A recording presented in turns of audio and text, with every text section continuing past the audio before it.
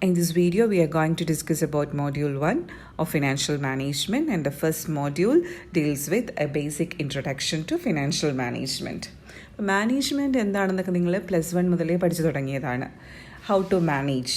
അപ്പോൾ ഏതൊരു കാര്യവും, അതായത് ബിസിനസ്സിലെ ആക്ടിവിറ്റീസ് തന്നെ ആവണമെന്നില്ല, നമ്മളുടെ ഡേ ടു ഡേ ലൈഫിലെ ആക്ടിവിറ്റീസ്, നമ്മുടെ കോളേജിലെ ആക്ടിവിറ്റീസ്, ഇതെല്ലാം നമ്മൾ എന്ത് ചെയ്യേണ്ടി വരും?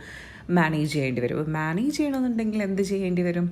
Management is A process of planning, organizing, directing and controlling of various resources of an organization efficiently and effectively in order to accomplish the desired objectives. അപ്പം നമുക്കൊരു ഒബ്ജക്റ്റീവ് കാണും, ആ ഒബ്ജക്റ്റീവ് അച്ചീവ് ചെയ്യണമെങ്കിൽ നമ്മൾ കാര്യങ്ങൾ പ്ലാൻ ചെയ്ത്, ഓർഗനൈസ് ചെയ്ത്, direct ചെയ്ത്, കൺട്രോൾ ചെയ്ത് മുന്നോട്ട് പോയേ പറ്റൂ. ഇപ്പം നിങ്ങൾക്ക് തന്നെ you have to, if you need to score 90% mark for financial management, first of all you have to plan your studies, right? Then organize it properly. Then you have to give somebody should be there to give you a proper direction, and if you are not moving in the right direction, then you need control. എങ്കിൽ മാത്രമേ നിങ്ങൾക്ക് നിങ്ങളുടെ ഒബ്ജക്റ്റീവായ 90% marks achieve ചെയ്യാൻ സാധിക്കൂ. ഇതുപോലെ തന്നെയാണ് ഏതൊരു ഓർഗനൈസേഷനിലും. നമ്മളിവിടെ കൂടുതൽ സ്ട്രെസ് കൊടുക്കുന്നത് ബിസിനസ് ഓർഗനൈസേഷനിൽ എങ്ങനെയാണ് കാര്യങ്ങൾ മാനേജ് ചെയ്ത് മുന്നോട്ട് പോകുക എന്നുള്ളതാണ്. ഇപ്പോൾ ഒരു ബിസിനസ്സിനെ സംബന്ധിച്ചിടത്തോളം പല ആക്ടിവിറ്റീസ് ഉണ്ട് അവിടെ. അതായത് അവിടെ പർച്ചേസ് ഉണ്ടാവും, മാർക്കറ്റിംഗ് ഉണ്ടാവും, പിന്നീട് സെയിൽസ് ഉണ്ടാവും, പിന്നീട് ഹ്യൂമൻ റിസോഴ്സസ് ഉണ്ടാവും, ദെൻ ഫിനാൻസ് ഉണ്ടാവും. അപ്പോൾ ഇതെല്ലാം പ്രോപ്പറായിട്ട് മാനേജ് ചെയ്ത് മുന്നോട്ട് പോയെങ്കിൽ മാത്രമേ ഒരു ബിസിനസ്സിന് ഒരു സ്മൂത്ത് ഫങ്ഷനിങ് സാധിക്കൂ. അപ്പോൾ ഇവിടെ നമ്മൾ പഠിക്കാൻ പോകുന്നത് എന്താണ് ഫിനാൻഷ്യൽ മാനേജ്മെൻറ്റ് എന്നാണ്. മാനേജ്മെൻറ്റ് എന്താണെന്ന് നിങ്ങൾക്കറിയാം. നീ എന്ത് പഠിക്കാൻ പോവുകയാണ്? How to manage the financial resources of an organisation. നമുക്ക് എല്ലാവർക്കും അറിയാവുന്ന ഏതൊരു എൻ്റർപ്രൈസിനും, every business organization, irrespective of its size, nature, scale of operation, needs finance to carry out its various activities in order to achieve their predetermined objectives. അപ്പോൾ നമുക്ക് finance ഇല്ലാതെ നമ്മുടെ ഒരു objective achieve ചെയ്യാൻ പറ്റില്ല. ഒരു സ്റ്റെപ്പ് പോലും മുന്നോട്ട് പോകാൻ പറ്റില്ല ഒരു ബിസിനസ്സിന് ഫിനാൻസ് ഇല്ലാതെ, ആഡിക്വേറ്റ് ഫിനാൻസ് ഇല്ലാതെ. So what we can say is that finance is indispensable today and is rightly called as the lifeblood of a business enterprise. ഒരു സ്മൂത്ത് ആയിട്ടുള്ളൊരു ഫണ്ട് ഫ്ലോ ഇല്ലാന്നുണ്ടെങ്കിൽ, ക്യാഷ് ഫ്ലോ ഇല്ലാന്നുണ്ടെങ്കിൽ ഒരു ബിസിനസ്സിന് ഹെൽത്തി ആയിട്ട് മുന്നോട്ട് പോകാൻ സാധിക്കില്ല. നമ്മുടെ ഹ്യൂമൻ ബോഡിക്ക് ബ്ലഡ് ഇല്ലാതെ നമ്മുടെ ഹ്യൂമൻ ബോഡി ഹെൽത്തി ആണെന്ന് പറയാൻ പറ്റില്ല. There should be flow of blood throughout our body. എങ്കിൽ മാത്രമേ നമുക്കൊരു ഹെൽത്തി ലൈഫ് ഉണ്ടാവുള്ളൂ. അതുപോലെ തന്നെയാണ് ഒരു ബിസിനസ്സിനും എപ്പോഴും എന്തുണ്ടാവണം? അവിടെ ആഡിക്വേറ്റ് ക്യാഷ് ഫ്ലോ ഉണ്ടെങ്കിൽ മാത്രമേ ആ ബിസിനസ് സക്സസ്ഫുള്ളായിട്ട് മുന്നോട്ട് പോകൂ. ഓക്കെ, അപ്പോൾ ഇത്രയേ ഉള്ളൂ. Financial management means managing the financial resources of an organisation. ഒരു ഓർഗനൈസേഷന് മാത്രമല്ല ഫിനാൻസ് വേണ്ടി വരിക. ഇപ്പോൾ നിങ്ങളുടെ ഡേ ടു ഡേ ലൈഫിൽ ഫിനാൻഷ്യൽ മാനേജ്മെൻറ്റ് ഇംപ്ലിമെൻറ്റ് ചെയ്തേ പറ്റൂ. പിന്നീട് നമ്മുടെ കോളേജിൽ ഫിനാൻഷ്യൽ മാനേജ്മെൻറ്റ് ഇംപ്ലിമെൻറ്റ് ചെയ്തേ പറ്റൂ. അപ്പോൾ ഏതൊരാളും അറിഞ്ഞിരിക്കേണ്ട ഒരു ബേസിക് കാര്യമാണ് എന്ത്? Financial management. നമ്മുടെ കോളേജിനെ ഒരു എക്സാമ്പിളായിട്ട് എടുക്കാം. It's not a business organisation, still we need to apply financial management there. എന്തുകൊണ്ടാണ്? ഇപ്പോൾ കോളേജിന് കുറേ ഫണ്ട് വരുന്നുണ്ട്, PTA ഫണ്ട്, പിന്നീട് ഗവൺമെൻറ്റിൽ നിന്നുള്ള ഫണ്ട് കിട്ടുന്നുണ്ട്, UGC എന്നുള്ള ഫണ്ട് കിട്ടുന്നുണ്ട്, അതുപോലെ പല ഏജൻസീസിൽ നിന്ന് ഫണ്ട് കിട്ടുന്നുണ്ട്. ഈ ഫണ്ട് പ്രിൻസിപ്പളിന് ഇഷ്ടമുള്ള രീതിയിൽ യൂസ് ചെയ്യാൻ പറ്റും? ഒരിക്കലുമില്ല. അതിനൊരു പ്രോപ്പർ മാനേജ്മെൻറ്റ് ഉണ്ടാവണം. And we need to utilise it effectively. അത് ഏത് പേർപ്പസിനാണോ നമ്മൾക്ക് തന്നിരിക്കുന്നത് ആ പേർപ്പസിന് തന്നെ നമ്മളത് യൂട്ടിലൈസ് ചെയ്തേ മതിയാവും. അപ്പോൾ ഏതൊരു ഓർഗനൈസേഷനിലും എന്ത് കൂടിയേ തീരൂ? Financial management. പിന്നെ നിങ്ങൾ ഒരു കോമേഴ്സ് സ്റ്റുഡൻ്റ് ആയതുകൊണ്ട് you have to study the financial management of business organisation. നമ്മൾ ഫിനാൻഷ്യൽ മാനേജ്മെൻറ്റിലേക്ക് കടക്കുന്നതിന് മുന്നേ first of all let's see what is finance. Finance എന്ന് പറഞ്ഞാൽ, finance means provision of money needed by an organisation as and when it is required. നമ്മൾക്ക് എപ്പോഴാണ് fund വേണ്ടത് ആ സമയത്ത് ആ ഫണ്ട് അവിടെ അവൈലബിൾ ആയിരിക്കണം. ആ ഫണ്ടിനെയാണ് നമ്മൾ ഫിനാൻസ് എന്ന് പറയുന്നത്. And this finance includes procurement and effective utilisation of funds. അപ്പോൾ നമുക്ക് വേണ്ട സമയത്ത് ഫണ്ട് അവൈലബിൾ ആയിരിക്കണം. അപ്പോൾ നമ്മൾ എന്ത് ചെയ്യണം? ആ ഫണ്ടിനെ പ്രൊക്യൂർ ചെയ്യുകയും ചെയ്യണം, അതിനെ ഇഫക്റ്റീവായിട്ട് യൂട്ടിലൈസ് ചെയ്യുകയും ചെയ്യണം. അപ്പോൾ നമ്മൾ ഒരു മെഷീനറി വാങ്ങാൻ 1 lakh rupees ലോൺ എടുത്തെന്ന് വെച്ചോ. അപ്പോൾ ഈ മെഷീനറി വാങ്ങാതെ ഈ പൈസ നമുക്ക് വേറെ ഏതെങ്കിലും ആവശ്യത്തിന് റോ മെറ്റീരിയൽ പർച്ചേസ് ചെയ്ത് സപ്ലയറിന് കൊടുക്കാൻ സാധിക്കുമോ? ഇല്ല. നമ്മൾ ഏത് പേർപ്പസിനാണോ നമ്മളത് ആ ഫണ്ട് റേസ് ചെയ്തത് ആ പേർപ്പസിന് തന്നെ നമ്മൾ ആ ഫണ്ട് യൂസ് ചെയ്യണം. അതിനെയാണ് ഇഫക്റ്റീവ് യൂട്ടിലൈസേഷൻ ഓഫ് ഫണ്ട്. അല്ലാതെ അല്ലെങ്കിൽ വേറൊരു എക്സാമ്പിൾ, ഈ മെഷീനറി വാങ്ങാൻ നമ്മൾ 1 lakh rupees റേസ് ചെയ്ത് അതിന് ഇത് ബാങ്കിൽ കൊണ്ടിട്ടിരിക്കുകയാണ്. അതുകൊണ്ട് എന്തെങ്കിലും പ്രയോജനമുണ്ടോ? ഇല്ല. ഈ മെഷീനറി വാങ്ങിച്ച് അതിൻ്റെ ഏർണിംഗ് കപ്പാസിറ്റി കൂടി നമ്മുടെ പ്രോഫിറ്റ് വർദ്ധിപ്പിച്ചെങ്കിൽ മാത്രമേ നമുക്ക് പ്രയോജനമുള്ളൂ. So whenever we need procure funds, we need to use it effectively. Finance ഇത്രയേ ഉള്ളൂ. Provision of money needed by an organisation as and when it is required. എൻ്റെ ഡെഫിനീഷൻ എന്ന് പറഞ്ഞാൽ ഫിനാൻസിനെ ഡിഫൈൻ ചെയ്യാൻ പറയുകയാണെങ്കിൽ you can say like this: finance means management of money and it includes activities like savings, investing, borrowing, lending, budgeting and forecasting. ഇതിനെയും നമ്മൾ finance എന്ന് പറയും. Next is we can see the classification of finance. പല type of finance ഉണ്ട്. One is public finance, then private finance, then finance of non profit organisation and business finance. So first of all let's see what is public finance. ആ ടേമിൽ നിന്ന് നമുക്ക് മനസ്സിലാവും public mainly ഗവൺമെൻറ്റുമായിട്ട് ബന്ധപ്പെട്ടതിനെയാണ് നമ്മൾ public എന്ന് പറയാറുള്ളത്. So public finance is concerned with the requirement, receipts and disbursement of funds by the central, state and local self-governments. Local self-governments എന്ന് പറയുന്നത് പഞ്ചായത്ത്, ദെൻ മുനിസിപ്പാലിറ്റി, കോർപ്പറേഷൻ, ഇവരെയാണ് നമ്മൾ എന്തെന്ന് പറയുന്നത് ലോക്കൽ സെൽഫ് ഗവൺമെൻറ്റ്സ് എന്ന് പറയുന്നത്. അത് ഗവൺമെൻറ്റിൻ്റെ ഫണ്ടിനെയാണ് നമ്മൾ എന്തെന്ന് പറയുന്നത് പബ്ലിക് ഫിനാൻസ്. അതായത് ഗവൺമെൻറ്റിന് ഫണ്ട് റിക്വയർമെൻറ്റ്സ് ഉണ്ടാവും. അത് സെൻട്രൽ ഗവൺമെൻറ്റിനും ഫണ്ട് വേണ്ടി വരും, സ്റ്റേറ്റ് ഗവൺമെൻറ്റിനും ഫണ്ട് വേണ്ടി വരും, നമ്മുടെ ലോക്കൽ പഞ്ചായത്തിനും പഞ്ചായത്തിനും മുനിസിപ്പാലിറ്റിക്കും കോർപ്പറേഷനും എല്ലാം ഫണ്ട് വേണ്ടി വരും. So requirement of fund, then receipts. ഇവർക്ക് റെസീപ്റ്റ്സും ഉണ്ടാവും. പല വിധത്തിൽ ഇവർക്ക് ഗവൺമെൻറ്റിന് ഫണ്ട് വന്നു ചേരും. ടാക്സ് ആയിട്ടും പിന്നീട് ബിൽഡിങ്ങിൻ്റെ റേറ്റ്സ് ആയിട്ടും അതിൻ്റെ പല സോഴ്സസിൽ നിന്ന് ദേ വിൽ റിസീവ് ഫണ്ട്സ്. പിന്നീട് എന്ത് ചെയ്യണം? ഈ ഫണ്ടിനെ നമ്മൾ പ്രോപ്പറായിട്ട് യൂട്ടിലൈസ് ചെയ്യണം. ഗവൺമെൻറ്റിന് ഒത്തിരിയും എക്സ്പെൻഡിച്ചേഴ്സ് ഉണ്ട്. They have to develop infrastructure facilities for the public, then they have to pay various pension schemes, then they have to pay salary to the government employees. അങ്ങനെ ധാരാളം പേയ്മെൻറ്റ്സും ഉണ്ട്. അപ്പോൾ ഇതിനെല്ലാം കൂടാണ് നമ്മൾ എന്തെന്ന് പറയുന്നത് public finance. So public finance is concern with requirement, then receipts and disbursement. Disbursement means payment of funds by the government. Government എന്ന് പറയുന്നത് സെൻട്രൽ ഗവൺമെൻറ് ആവാം, സ്റ്റേറ്റ് ഗവൺമെൻറ് ആവാം, ഓർ ലോക്കൽ സെൽഫ് ഗവൺമെൻറ്റ്സും ആവാം. Okay. Next is private finance.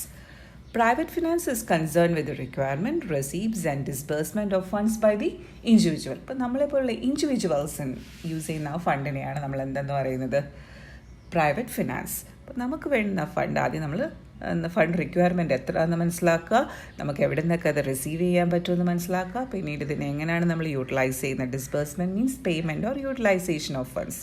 ഇപ്പോൾ എനിക്കൊരു car വാങ്ങണം. എൻ്റെ ഒരു 10 lakh rupees കാറാണ് എനിക്ക് വാങ്ങേണ്ടതെന്ന് വെച്ചോ. 2 lakh rupees എൻ്റെ കയ്യിലുണ്ട്. ബാക്കി balance I need 8 lakh rupees. അപ്പോൾ 8 lakh rupees ആണ് എൻ്റെ റിക്വയർമെൻറ്റ്. ഇതെനിക്ക് എവിടെ നിന്ന് റിസീവ് ചെയ്യും? അപ്പോൾ ഞാൻ ചിന്തിക്കുമ്പോൾ ഒരു ലോൺ എടുത്താലോ. അപ്പോൾ loan taken for, so I have to take a loan for purchasing my car. ഇപ്പോൾ 8 lakh rupees ലോൺ എടുക്കും. പിന്നീട് ഈ ലോൺ എടുക്കുന്ന പൈസ എന്തിനാ യൂസ് ചെയ്യാൻ പാടുള്ളൂ? I am going to pay this 8 lakh rupees for purchasing the car. അപ്പോൾ അതാണ് റിക്വയർമെൻറ്റ്. എത്ര രൂപ വേണമെന്ന് അസൈൻ ചെയ്യുക, പിന്നീട് അത് എവിടെ നിന്നാണ് റിസീവ് ചെയ്യുന്നത് മനസ്സിലാക്കുക, പിന്നീട് അത് യൂട്ടിലൈസ് ചെയ്യുക. നമ്മൾ എന്തിനു വേണ്ടിയാണോ റേസ് ചെയ്ത് ആ പേർപ്പസിനത് യൂട്ടിലൈസ് ചെയ്യുക. അതാണ് പ്രൈവറ്റ് ഫിനാൻസ്. അല്ലെങ്കിൽ loan taken for purchasing a house, അത് എന്ത് തന്നെയാണ് പ്രൈവറ്റ് ഫിനാൻസ് തന്നെയാണ്. പിന്നീട് finance of non profit organisation. ഇതുപോലെ തന്നെ സെയിം രീതിയിൽ നിങ്ങൾക്ക് എക്സ്പ്ലെയിൻ ചെയ്യാം. It is concern with requirement, receives and disbursement of funds by non-profit organization. അല്ലാന്നുണ്ടെങ്കിൽ we can say that it is concerned with the policies, principles and procedures associated with financial management of non-profit organization. അതായത് non-profit organizationൽ finance manage ചെയ്യുന്ന രീതി, അതിനെയാണ് finance of non-profit organization എന്ന് പറയുന്നത്.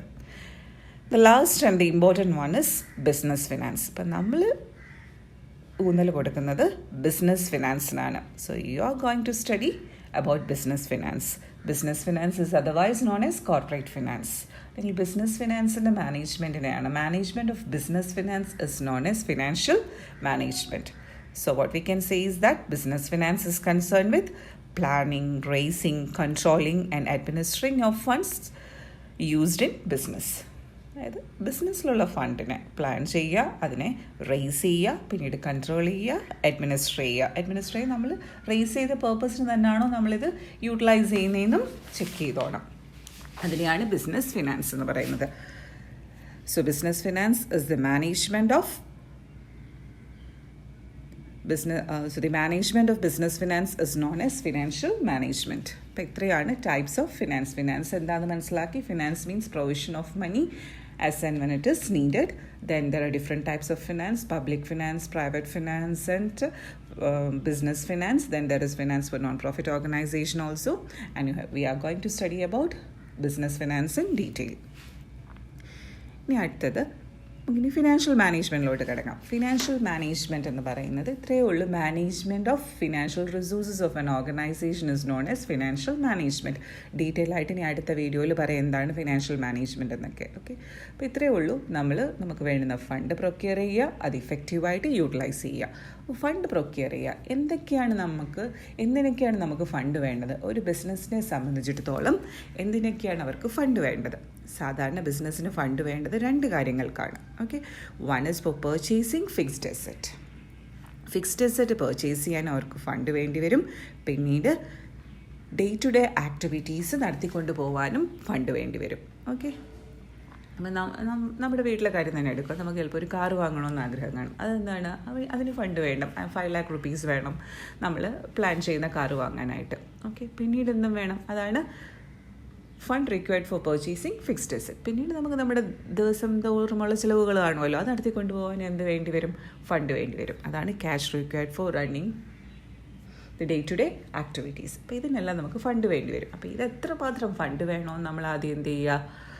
Estimate ചെയ്തെടുക്കുക. How much is our fund requirement? ഒരു ബിസിനസ്സിനെ സംബന്ധിച്ചിടത്തോളം ഫിക്സ്ഡ് അസെറ്റ് പർച്ചേസ് ചെയ്യാനും ഫണ്ട് വേണം. പിന്നീട് അവരുടെ ഡേ ടു ഡേ ആക്ടിവിറ്റീസ് നടത്തിക്കൊണ്ട് പോകാനും ഫണ്ട് വേണം. So first of all, you have to identify what's the amount we require for purchasing fixed asset and how much is the amount we require for running the day-to-day activities of the business. അപ്പോൾ ഇത് assign ചെയ്യാം. ഇപ്പോൾ ഒരു new business ആണെന്നുണ്ടെങ്കിൽ ഉറപ്പായിട്ടും fixed asset വേണ്ടി വരും. അവർക്ക് ലാൻഡ് വേണ്ടി വരും, ബിൽഡിംഗ് വേണ്ടി വരും, മെഷീനറി, അങ്ങനെയുള്ള പല ടൈപ്പ് ഓഫ് ഫിക്സ്ഡ് അസെറ്റ്സും വേണ്ടി വരും. അത് എത്ര രൂപ വേണം എന്നവർ ആദ്യം ഫണ്ട് റിക്വയർമെൻറ്റ് എത്രയെന്ന് അസർട്ടൈൻ ചെയ്യുക. പിന്നീട് അവർ ബിസിനസ് തുടങ്ങി കഴിയുമ്പോഴത്തേക്കും day to day activities run ചെയ്ത് കൊണ്ടുപോകാനും അവർക്ക് എന്ത് വേണ്ടി വരും? ഫണ്ട് വേണ്ടി വരും. അപ്പോൾ ഇതെല്ലാം പ്രോഫിറ്റിൽ നിന്ന് കിട്ടില്ലല്ലോ. ആദ്യം നമ്മളത് ഇൻവെസ്റ്റ് ചെയ്തെങ്കിൽ മാത്രമേ we will be able to earn profit from that. Okay, ഇപ്പോൾ ഫോർ എക്സാമ്പിൾ നമ്മളൊരു തീം പാർക്ക് നമുക്കൊരു തീം പാർക്ക് ഉണ്ടെന്ന് വെച്ചു. അപ്പോൾ ആ തീം പാർക്കിൽ ഒത്തിരിയും റൈഡ്സ് ഉണ്ട്. അപ്പോൾ പുതിയതായിട്ടൊരു റൈഡും കൂടി ഇൻസ്റ്റാൾ ചെയ്യാൻ നമ്മൾ തീരുമാനിക്കുന്നു. ഓക്കെ, അതെന്താണ്? Purchase of fixed asset. അതായത് പർച്ചേസ് ഓഫ് ഫിക്സ്ഡ് അസെറ്റ് എന്ന് പറഞ്ഞാൽ അത് ഒരു റീപ്ലേസ്മെൻ്റ് ആവാം, എക്സ്പാൻഷൻ പർപ്പസിന് വേണ്ടിയാവാം, അല്ലാന്നുണ്ടെങ്കിൽ മോഡേണൈസേഷന് വേണ്ടിയാവാം, അല്ലാന്നുണ്ടെങ്കിൽ ഡൈവേഴ്സിഫിക്കേഷന് വേണ്ടിയാവാം.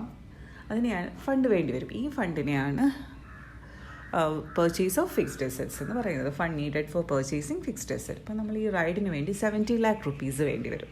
അപ്പോൾ ഈ ഫണ്ട് നമ്മൾ ഐഡൻറ്റിഫൈ ചെയ്ത് how much we need 70 lakh rupees. പിന്നെ ഡേ ടു ഡേ ആക്ടിവിറ്റീസിന് എത്ര ഫണ്ട് വേണമെന്ന് അസർട്ടൈൻ ചെയ്യുക. അത് കഴിഞ്ഞ് ഈ ഫണ്ട് നമ്മൾ റേസ് ചെയ്യേണ്ടി വരും. എവിടെ നിന്നാണ് നമുക്ക് ഈ ഫണ്ട് കിട്ടുക എന്നുള്ളത്, അതിനെയാണ് എന്തെന്ന് പറയുന്നത്? Sources of funds. എവിടെ നിന്ന് ഈ ഫണ്ട് റേസ് ചെയ്യാൻ പറ്റും? അതായത് ഫിക്സ്ഡ് അസെറ്റ് പർച്ചേസ് ചെയ്യാനുള്ള 70 lakh rupees അല്ലാന്നുണ്ടെങ്കിൽ day to day activities run ചെയ്യാനുള്ള ഫണ്ടും നമ്മുടെ കയ്യിലില്ല എന്നുണ്ടെങ്കിൽ നമ്മളതിനെ അറേഞ്ച് ചെയ്യേണ്ടതായിട്ടുണ്ട്, പ്രൊക്യൂർ ചെയ്യേണ്ടതായിട്ടുണ്ട്. അപ്പോൾ അതിന് നമുക്കുള്ള സോഴ്സസാണ്. There are 2 main sources. One is owners fund and the other one is borrowed fund. എന്താണ് ഓണേഴ്സ് ഫണ്ട്? ഇപ്പോൾ ഒരു സോൾ ട്രേഡർ ബിസിനസ് ആണെങ്കിൽ ആ ഓണറിൻ്റെ ഫണ്ടിനെയാണ് എന്തെന്ന് പറയുന്ന ഓണേഴ്സ് ഫണ്ട്. പക്ഷേ നമ്മൾ കൂടുതലും കമ്പനികളെ കുറിച്ചാണ് പഠിക്കാൻ പോകുന്നത്. അപ്പോൾ കമ്പനിയുടെ ഓണേഴ്സ് ഫണ്ട് എന്ന് പറഞ്ഞാൽ എന്താണ്? equity share capital, preference share capital and retained earnings. These are the owners fund of a company. Equity share capital എങ്ങനെയാണ് കമ്പനി റേസ് ചെയ്യുന്നത്? ഇക്വിറ്റി ഷെയർസ് ഇഷ്യൂ ചെയ്തുകൊണ്ടാണ് company equity share capital raise ചെയ്യുന്നത്. അതായത് ഒരു കമ്പനിയുടെ ഓണേഴ്സ് എന്ന് പറയുന്നത് equity share holders ആയിരിക്കും ഒരു കമ്പനിയുടെ ഓണേഴ്സ്. പിന്നീട് ഓണേഴ്സ് ഫണ്ട് ഉണ്ട്. പിന്നീട് ഏതുണ്ട്? ഓണേഴ്സ് ഫണ്ടിനകത്ത് ഇക്വിറ്റി ഷെയർ ക്യാപിറ്റൽ ഉണ്ട്. പിന്നീട് പ്രിഫറൻസ് ഷെയർ ക്യാപിറ്റൽ വരും. പിന്നീട് റീറ്റെയിൻഡ് ഏർണിങ്സ് വരും. ഇതൊക്കെയാണ് ഓണേഴ്സ് ഫണ്ടിൽ വരുന്നത്. Equity share capital, then preference share capital, then retained earnings. അപ്പോൾ ഈ ഏത് രീതിയിലാണ് ഇതിലേതെങ്കിലും രീതിയിൽ നമുക്ക് ഈ 70 lakh rupees റേസ് ചെയ്യാൻ സാധിക്കും. പിന്നീട് വേറൊരു സോഴ്സും കൂടെ നമ്മുടെ മുന്നിലുണ്ട്. That is borrowed fund. Borrowed fund എന്ന് പറഞ്ഞാൽ നമുക്കൊന്നിൽ ലോൺ എടുക്കാം, അല്ലെന്നുണ്ടെങ്കിൽ ഡിബെഞ്ചർ ഇഷ്യൂ ചെയ്ത് ഫണ്ട് റേസ് ചെയ്യാം. അതിനൊക്കെയാണ് എന്തെന്ന് പറയുന്നത്? ബോറോയിങ് എന്ന് പറയുന്നത്. അപ്പോൾ ആദ്യം എത്ര ഫണ്ട് എത്ര ഫണ്ടിൻ്റെ റിക്വയർമെൻറ്റ് ഉണ്ടെന്ന് മനസ്സിലാക്കുക. പിന്നീട് ഈ ഫണ്ടിനുള്ള സോഴ്സസ് മനസ്സിലാക്കുക. ഇത് എവിടെ നിന്നൊക്കെ റേസ് ചെയ്യാമെന്ന് മനസ്സിലാക്കുക. We are having two main sources. One is owners fund, which comprises of equity share capital, preference share capital and retained earnings. Then we can use borrowed fund. ഈ ബോറോഡ് ഫണ്ട് അറിയാമല്ലോ, ഒന്ന് loan എടുക്കുക, അല്ല നിങ്ങളുണ്ടെങ്കിൽ debenture issue ചെയ്യുക. അപ്പോൾ ഈ ഫണ്ടിനെല്ലാം വെറുതെ നമുക്ക് ആരും ഈ ഫണ്ട് തരത്തില്ല. These funds we will not be able to procure these funds free of cost. അതിനെന്തുണ്ട്? കോസ്റ്റ് ഉണ്ട്. We have to incur some cost. ഇപ്പം ഞാൻ കാർ പർച്ചേസിനൊരു ലോൺ എടുക്കുന്ന 8 lakh rupees ലോൺ എടുക്കുന്ന അതിനൊരു കോസ്റ്റ് ഉണ്ട്. എന്താണ് അതിൻ്റെ cost? I need to pay interest. അപ്പോൾ ആ ഇൻട്രസ്റ്റ് പേ ചെയ്യാൻ എന്നെക്കൊണ്ട് സാധിക്കണം, എങ്കിൽ മാത്രമേ ഞാൻ ഈ കാറ് ലോൺ എടുത്ത് പർച്ചേസ് ചെയ്യാൻ പാടുള്ളൂ. അപ്പോൾ ഈ ഫണ്ട് റേസ് ചെയ്യാൻ തരുമ്പോൾ 70 lakh rupees വേണം. പക്ഷേ ഈ 70 lakh rupees റേസ് ചെയ്യണമെങ്കിൽ I have to incur some cost. അതിനെയാണ് എന്തെന്ന് പറയുന്നത്? It's known as cost of fund. ഇപ്പോൾ ഇക്വിറ്റി ഷെയർ വഴിയാണ് ഫണ്ട് റേസ് ചെയ്യുന്നതെങ്കിൽ അവിടെ ഒരു കോസ്റ്റ് ഉണ്ട്.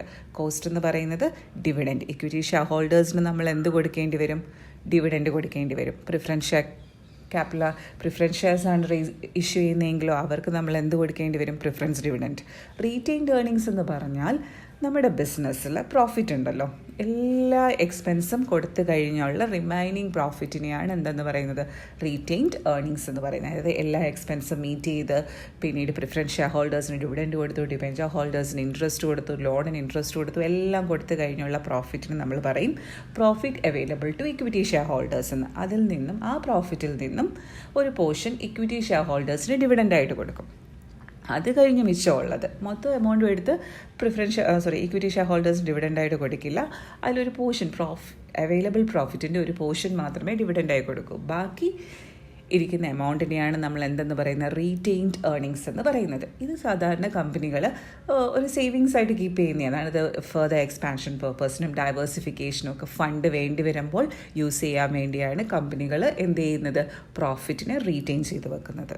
ഓക്കെ, ഇതിന് വരെ നമ്മൾ ഈ റീറ്റെയിൻഡ് ഏർണിങ്സിന് വരെ കോസ്റ്റ് ഉണ്ട്. കാരണം ഈ റീറ്റെയിൻ ചെയ്തിരിക്കുന്ന ഫണ്ട് എടുത്ത് നമുക്ക് വേണ്ടുന്ന ഇപ്പോൾ ഈ 70 lakh rupees വേണ്ടി വരും. അപ്പോൾ അതൊരു 10 lakh rupees റീറ്റെയിൻഡ് ഏർണിങ്സിൽ നിന്ന് എടുത്താൽ അതിന് പോലും കോസ്റ്റ് ഉണ്ട്. കാരണം ഇതിവിടെ ഉപയോഗിച്ചില്ലായിരുന്നെങ്കിൽ ഇതിന് നമുക്ക് എന്ത് കിട്ടിയേന? ഇത് നമ്മൾ വേറെ എവിടെയെങ്കിലും ഇൻവെസ്റ്റ് ചെയ്ത് അതിനൊരു റിട്ടേൺ ഉണ്ടായിരുന്നു. ആ റിട്ടേൺ ഇപ്പോൾ ഇല്ലാതാവുകയല്ലേ ചെയ്യുന്നത്. ഒരു റീറ്റെയിൻഡ് ഏർണിങ്സിന് വരെ കോസ്റ്റ് ഉണ്ട്. അപ്പോൾ ഈ കോസ്റ്റും കൂടെ കൺസിഡർ ചെയ്യണം. അപ്പോൾ ഈ കോസ്റ്റ് കൺസിഡർ ചെയ്യുന്നതെന്ന് പറയുന്നത് മിനിമം കോസ്റ്റ് നമ്മൾ യൂസ് ചെയ്യാൻ പാടുള്ളൂ. കോസ്റ്റ് കൂടുകയാണെന്നുണ്ടെങ്കിൽ ഈ ഫണ്ടിൻ്റെ എല്ലാം കോസ്റ്റ് കൂടുകയാണെന്നുണ്ടെങ്കിൽ നമ്മളത് ഏത് പേർപ്പസിനാണോ ഇൻവെസ്റ്റ് ചെയ്യുന്നത് അതിൽ നിന്നുള്ള റിട്ടേൺ സഫീഷ്യൻ്റ് ആയിരിക്കില്ല. അപ്പോൾ കോസ്റ്റ് ഓഫ് ഫണ്ട്സ് എപ്പോഴും മിനിമൈസ് ചെയ്ത് നിർത്തുക, എങ്കിൽ മാത്രമേ നമ്മുടെ പേർപ്പസ് നമുക്ക് അച്ചീവ് ചെയ്യാൻ പറ്റൂ. അല്ലാന്നുണ്ടെങ്കിൽ ആ ഇൻവെസ്റ്റ്മെൻറ്റ് ഒരിക്കലും പ്രോഫിറ്റബിളായി തീരില്ല. അപ്പോൾ ഇതൊക്കെയാണ് സോഴ്സസ് ഓഫ് ഫണ്ട്സ്. ഇതൊക്കെ ഡീറ്റെയിൽ ആയിട്ട് നിങ്ങളിനി പഠിക്കുമേ. ജസ്റ്റ് ഒരു ബ്രീഫിംഗ് മാത്രമാണ് ഇവിടെ തരുന്നത്. ഇനി ഓരോ സെഷനിലും എന്താണ് ഓണേഴ്സ് ഫണ്ട്, അതിൻ്റെ റിസ്ക് എന്താണ് ബോറോഡ് ഫണ്ട്, അതിൽ ഇൻവോൾവ് ചെയ്ത റിസ്ക് എന്താണെന്നൊക്കെ ഡീറ്റെയിൽ ആയിട്ട് നിങ്ങളിനി വരുന്ന വീഡിയോസിൽ മനസ്സിലാക്കും. ഇനി നമ്മുടെ സിലബസ് എന്താണ് നിങ്ങൾക്ക് ഈ സെമ്മിൽ പഠിക്കാനുള്ളതെന്ന്. 5 modules ആണുള്ളത്. Total 5 modules are there. And first module comprises of financial management. Financial മാനേജ്മെൻറ്റിനെ കുറിച്ചൊരു ജനറൽ ഇൻട്രൊഡക്ഷൻ ആണ് ഫസ്റ്റ് മോഡ്യൂളിൽ. എന്താണ് financial management, its meaning, its scope means the area to which this financial management is applied, then importance of financial management, objectives of financial management. ഇതൊക്കെയാണ് first മോഡ്യൂളിൽ പഠിക്കുന്നത്. Second മോഡ്യൂളിൽ നിങ്ങൾ പഠിക്കുന്നത് കോസ്റ്റ് ഓഫ് ക്യാപിറ്റൽ. അതായത് ഞാൻ പറഞ്ഞില്ലയോ, മുമ്പേ പറഞ്ഞു തീം പാർക്കിലേക്ക് ഒരു റൈഡിന് വേണ്ടി 70 lakh rupees വേണ്ടി വരുമെന്ന്. അപ്പോൾ ഈ 70 lakh rupees എവിടെ നിന്ന് നമ്മൾ റേസ് ചെയ്യാൻ പറ്റും? നമ്മുടെ മുന്നിൽ കുറേ സോഴ്സസ് ഉണ്ട്. ഓണേഴ്സ് ഫണ്ടും ഉണ്ട്, ബോറോഡ് ഫണ്ടും ഉണ്ട് അല്ലേ?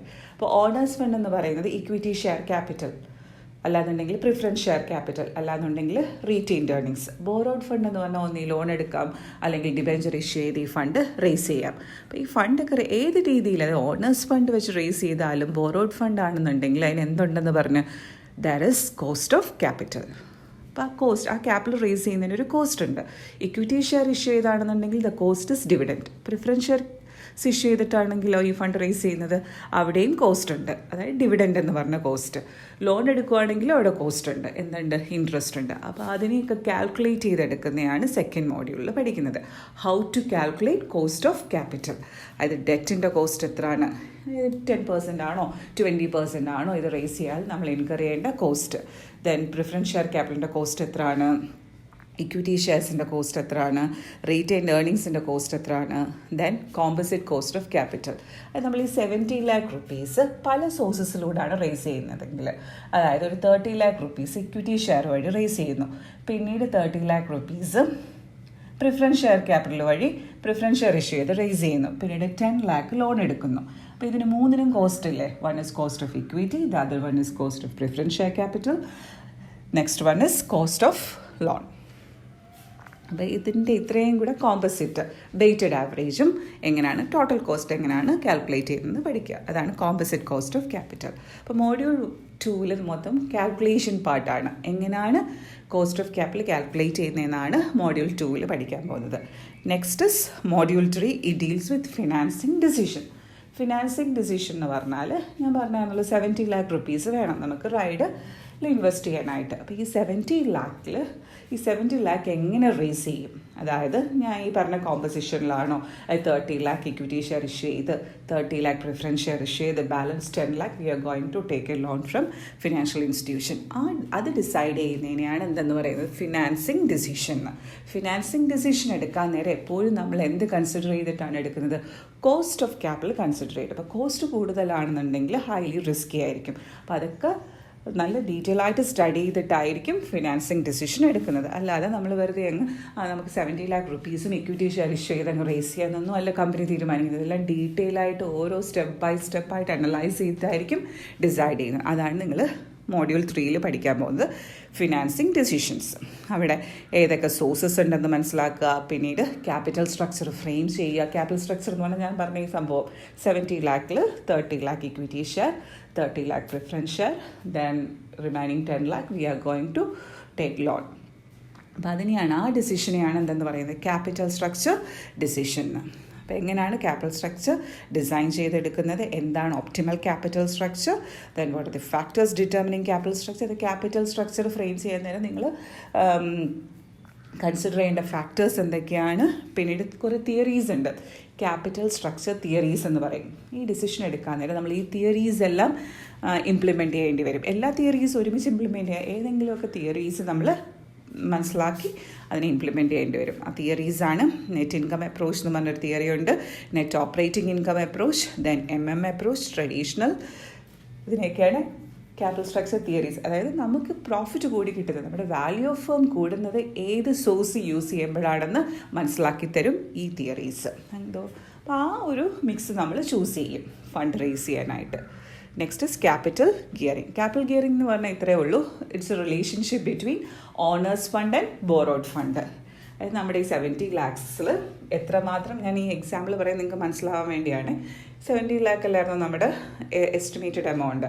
അപ്പോൾ ഇതിൽ നമ്മൾ എത്രമാത്രം ഓണേഴ്സ് ഫണ്ട് വെച്ച് റേസ് ചെയ്ത് എത്രമാത്രം ഡെറ്റ് ഫണ്ട് യൂസ് ചെയ്തതെന്ന് മനസ്സിലാക്കാൻ. ഡെറ്റ് ഫണ്ട് യൂസ് ചെയ്യുന്നത് കൂടുതലും ഡെറ്റ് ഫണ്ടാണ്, അത് ബോറോഡ് ഫണ്ടാണ് യൂസ് ചെയ്യുന്നതെങ്കിൽ capital gearing will be highly geared എന്നായിരിക്കും.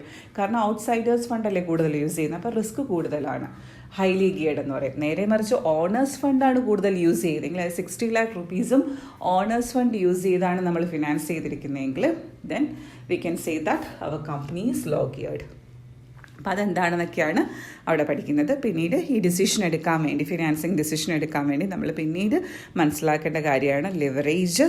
അത് 2 ടൈപ്പ് ഓഫ് ലിവറേജസ് ഉണ്ട്, ഓപ്പറേറ്റിംഗ് ലിവറേജ്, ഫിനാൻഷ്യൽ ലിവറേജ്. പിന്നെ ഇതിനെ രണ്ടിനെയും കൂടെ ജോയിൻ ചെയ്യുമ്പം കമ്പൈൻഡ് ലിവറേജ് എന്ന് പറയും. അപ്പോൾ ലിവറേജ് എന്ന് പറയുന്നത് ഇത്രയേ ഉള്ളൂ, borrowing funds in order to expand investment. Fund borrow ചെയ്യുന്നത്. അത് ബോറോ ചെയ്യണോ വേണ്ടയോ എന്നൊക്കെ മനസ്സിലാക്കാൻ വേണ്ടിയാണ് ലിവറേജിനെ കുറിച്ച് പഠിക്കേണ്ടത്, അല്ലെങ്കിൽ ലിവറേജിനെ കുറിച്ച് അറിഞ്ഞിരിക്കേണ്ടത്. അത് പഠിക്കുന്നുണ്ട്. പിന്നീട് മോഡ്യൂൾ 4 രണ്ട് കാര്യങ്ങളാണ്. One is investment and dividend decision. Invest ചെയ്യണോ, അപ്പോൾ ഞാൻ മുമ്പേ പറഞ്ഞു റൈഡിൽ നമ്മൾ 17 lakh rupees ഇൻവെസ്റ്റ് ചെയ്യാൻ പോവുകയാണ്. അപ്പോൾ അത് ഇൻവെസ്റ്റ് ചെയ്യണോ വേണ്ടയോ എന്ന് നമ്മൾ ഡിസൈഡ് ചെയ്യണം. ഇത്ര ഒരു ഹ്യൂജ് എമൗണ്ടാണ് നമ്മൾ ഇൻവെസ്റ്റ് ചെയ്യാൻ പോകുന്നത്. അപ്പോൾ അത് പ്രാക്ടിക്കലാണോ, ഈ 17 lakh rupeesനകത്ത് ഇൻവെസ്റ്റ് ചെയ്തുകൊണ്ട് നമുക്ക് എന്തെങ്കിലും റിട്ടേൺ കൂടുമോ, തീം പാർക്കിൽ നിന്നുള്ള റിട്ടേൺ കൂടുമോ ഇല്ലയോ എന്ന് ചെക്ക് ചെയ്യാം. അതായത് ഈ റൈഡ് ഇൻസ്റ്റാൾ ചെയ്യുന്നത് വഴി നമുക്ക് എത്ര മാത്രം റിട്ടേൺ കൂടി കിട്ടും, പിന്നെ ഇതിൻ്റെ കോസ്റ്റ് എത്ര എന്നൊക്കെ സ്റ്റഡി ചെയ്യേണ്ട ഏരിയയാണ് എന്തെന്ന് പറയുന്നത് ഇൻവെസ്റ്റ്മെൻറ്റ് ഡിസിഷൻ, അല്ലെങ്കിൽ it's otherwise known as capital budgeting decision. ഇത് പ്രോഫിറ്റബിൾ ആണോ അല്ലയോ എന്ന് മനസ്സിലാക്കുന്ന രീതി.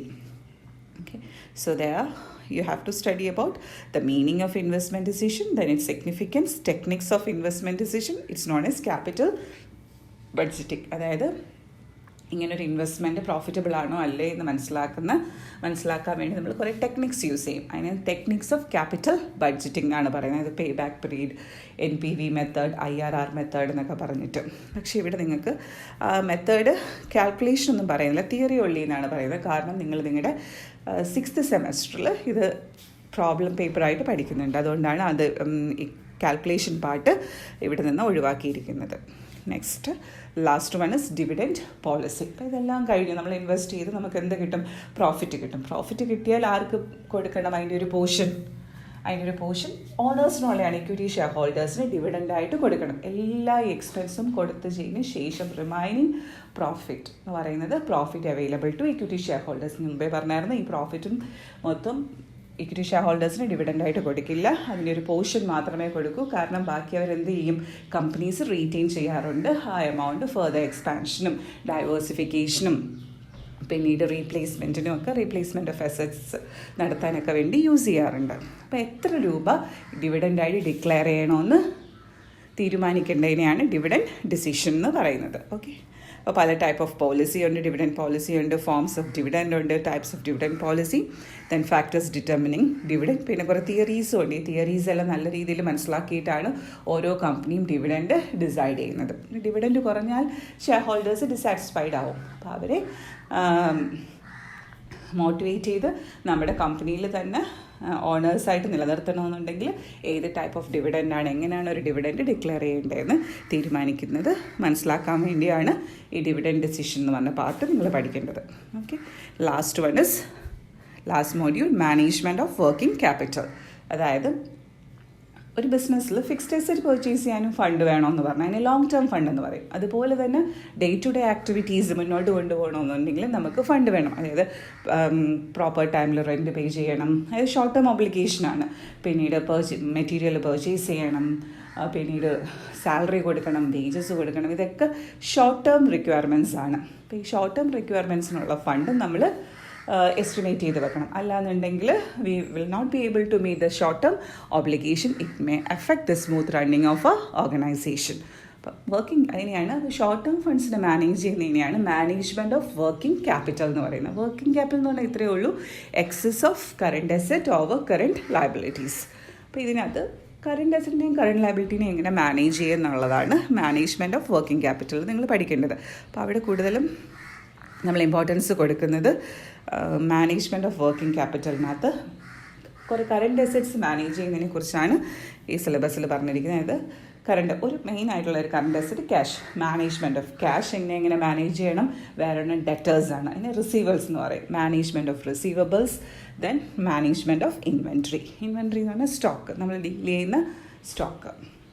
അപ്പോൾ ഇത്രയും കാര്യങ്ങളാണ് ലാസ്റ്റ് മോഡ്യൂളിൽ പഠിക്കേണ്ടത്. അപ്പോൾ ഇത് വളരെ പ്രധാനപ്പെട്ട ഒരു സബ്ജക്റ്റാണ് ഫിനാൻഷ്യൽ മാനേജ്മെൻറ്റ്. നിങ്ങൾക്ക് ഏത് മേഖലകളിൽ നിങ്ങൾ വർക്ക് ചെയ്താലും ഇംപ്ലിമെൻറ്റ് ചെയ്യേണ്ട ഒരു ടെക്നിക്കാണ് ഫിനാൻഷ്യൽ മാനേജ്മെൻറ്റ്. പിന്നീട് നിങ്ങൾ പഠിച്ചൊക്കെ കഴിഞ്ഞിട്ട് ഒരു ടെസ്റ്റൊക്കെ എഴുതില്ലേ, അതായത് UPSC ആയാലും PSC ഒക്കെ ആണെങ്കിൽ സബ്ജക്റ്റ് റിലേറ്റഡ് ടെസ്റ്റിന് എപ്പോഴും കാണുന്ന ഒരു പോർഷനാണ് ഫിനാൻഷ്യൽ മാനേജ്മെൻറ്റ്. അപ്പോൾ നല്ല രീതിയിൽ ഇപ്പോൾ ഇതിൽ ഒരുവിധം എല്ലാം ഇമ്പോർട്ടൻ്റ് ആയിട്ടുള്ള പോർഷൻ തന്നെയാണ്, ബേസിക്സ് ആണ്. നല്ല രീതിയിൽ മനസ്സിലാക്കി വെച്ച് മുന്നോട്ട് പോവുക. അപ്പോൾ തിയറിയാണ്, ബോറിംഗ് ആണെന്നൊന്നും ചിന്തിക്കാൻ പാടില്ല. പിന്നെ ഇവിടെ പറയുന്നുണ്ട്, സിലബസിൽ പറയുന്നുണ്ട് ഇതിൽ എക്സാമിന് ഇങ്ങനെയാണ് 60% തിയറി ആയിരിക്കും, 40% പ്രോബ്ലം ആയിരിക്കും. അപ്പം പ്രോബ്ലം എന്ന് പറയുന്നത് ഈ സിലബസ് പ്രകാരം മോഡ്യൂൾ 2-ലും പ്രോബ്ലം ഉണ്ട്, പിന്നീട് മോഡ്യൂൾ 5-ലും അതായത് മാനേജ്മെൻറ്റ് ഓഫ് വർക്കിംഗ് ക്യാപിറ്റൽ ആ പാർട്ടിലും പ്രാക്ടിക്കൽ പ്രോബ്ലംസ് ചെയ്ത് പഠിക്കണം, പിന്നീട് മോഡ്യൂൾ 2-ലും. അപ്പോൾ ഇത്രയൊക്കെ ഉള്ളൂ. ഇനി അടുത്ത ക്ലാസ് മുതൽ നമുക്ക് ഡീറ്റെയിൽ ആയിട്ട് എന്താണ് ഫിനാൻഷ്യൽ മാനേജ്മെൻറ്റ് എന്ന് പറയാം. Okay, so that's all. Thank you.